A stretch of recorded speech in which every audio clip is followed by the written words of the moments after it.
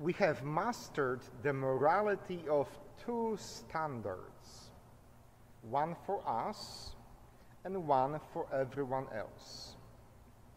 You see, we as people of faith are hoping and trusting that God will be understanding, patient, and compassionate in judging us. But on the other hand, we are not willing or not able to offer the same patience, understanding, and compassion to others. This double standard morality is not something that white evangelicals have the exclusive copyrights for they are not the only ones who live in glass houses, perhaps with pool boys, and at the same time throwing stones at other people and condemning the evil of same-sex marriage or anything else that we do not agree with. This double standard morality is something that unfortunately we all are guilty of. In today's gospel, Jesus addresses exactly this issue. On one hand, we have a servant who owes a huge debt to the master, i.e., God. And when the servant is not unable to pay the debt, according to justice and all the rules, they should be placed in prison until the debt is paid in full. And so we find the servant begging the master, please be patient with me, have compassion, and I assure you, in time I will pay you back. Immediately after the servant is shown mercy and compassion, in the story of Jesus, he's encountering another servant. But this time the roles are reversed. This other servant owes him a small amount of money, and yet the person who just experienced mercy and compassion is not willing to offer the same mercy to his fellow servant. So many times when we think of our shortcomings, of our mistakes, of our errors and sins, we try to come up with an explanation.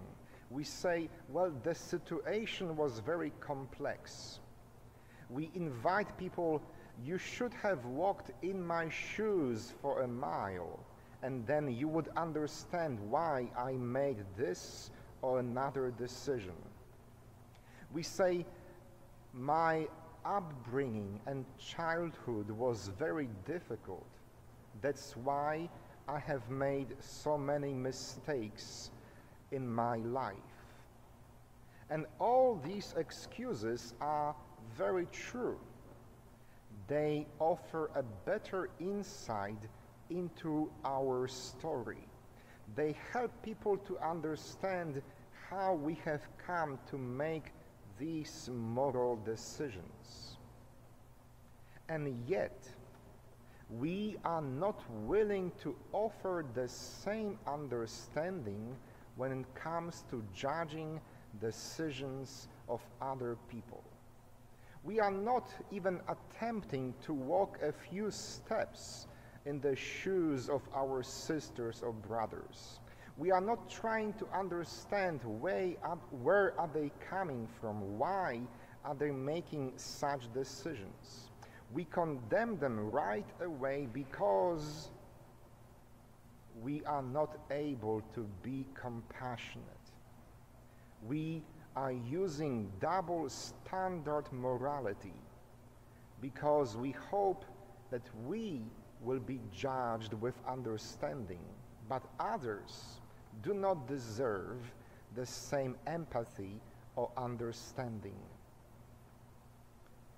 You see, it is a very dangerous position that we place ourselves in. Why? Because every day when we recite the Lord's Prayer, and I hope you say Our Father at least once a day, we all say, "And forgive us our trespasses, as we forgive those who trespass against us." We are giving God permission, we are giving God the license to judge us in the very same way we are judging other people. So be very careful when it comes to judging and condemning people you are not able or willing to understand, people who make different choices from yours, people who have come from different paths of life, because you yourself every day say to God, "Forgive me, but only as much as I am willing to forgive others." Double standard morality, using two different principles in judging us and others, will come back to bite us in the back, because this is exactly what we say to God every day. My friends, my brothers and sisters, today I am challenging you and myself that before we attempt to pass a judgment on someone that owes us or owes a society or owes the church a debt, that we make an attempt to walk at least half a mile in their shoes. If we expect God to be compassionate with us, we have to extend the very same compassion to others. Amen.